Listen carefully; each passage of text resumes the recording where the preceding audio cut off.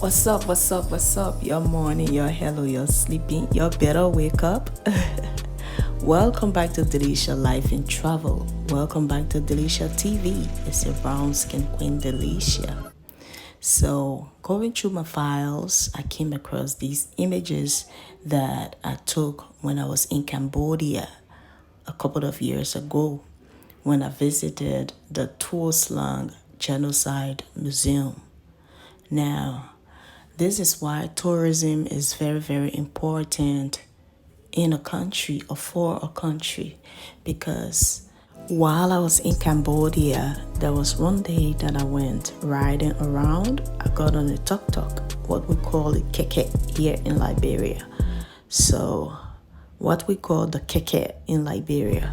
I went riding around just to get a view of the city, and I saw the museum. So I made some inquiry from the tuk-tuk driver, the Cambodian driver, about what really happened in there.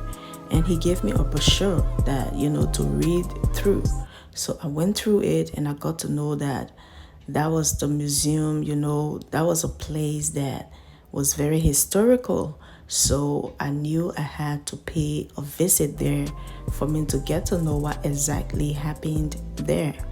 And so the very next day, I woke up and I went to the museum. Now, when I got there the next day at the entrance, I met a security who I had to pay, who told me I had to pay like $5 or $20. And these amounts had different, it came with a different package. So the difference in the price was this. If I pay the $5, I get to, view the entire area alone by myself. But then I would have a tape that I will listen to. Unlike if I pay the $20, I will have a tour guide.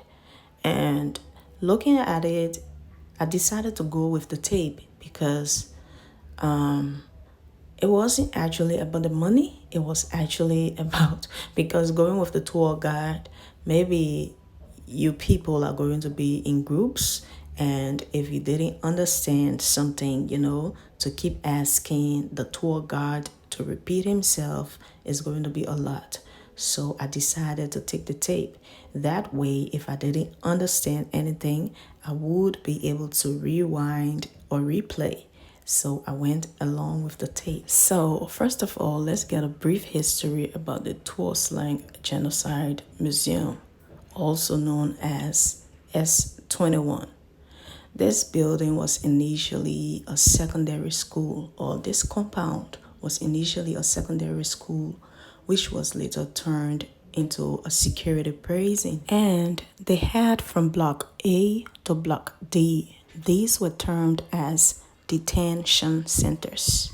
It was the secret center of a network of nearly 200 prisons where people were tortured by the Khmer Rouge regime from its rise to power in 1975 to 1979.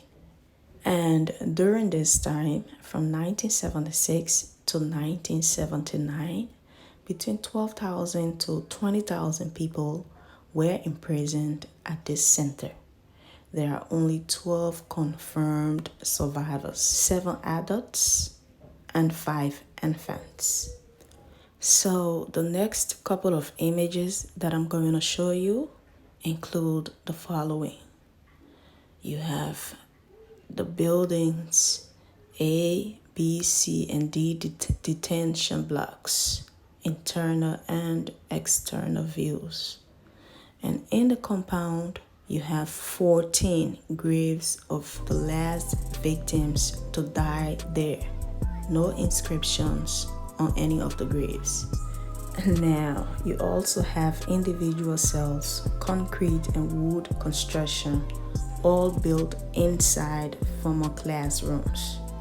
You also have photos, mugshots of individuals in prison and tortured there. General views of grounds and views taken from roads outside the center. Views covering other areas of compound and various implements as used by S21 staff.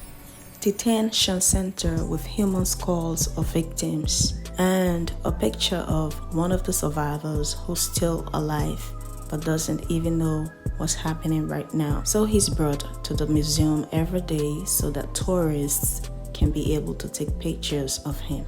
Watch the rest of the video.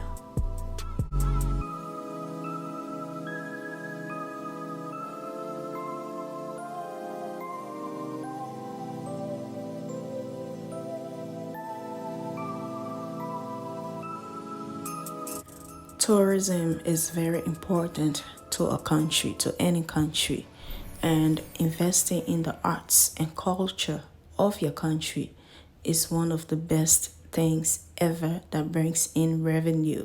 Put the right people in the right places to do the rightful job and tell your story to the world and watch your country blossom and grow and flourish before the world.